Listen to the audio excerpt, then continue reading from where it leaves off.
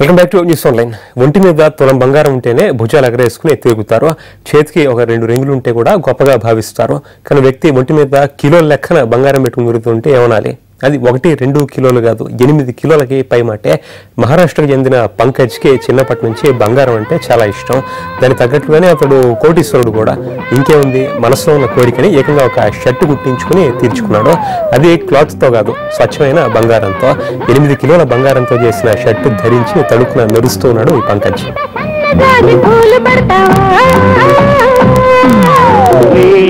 బంగారంగాను నా ఒళ్ళు సింగారంగాను కొంగు మీద ఉన్నావు తోడు పెడతావా మురిపాల మీగడంత తోడి పెడతావా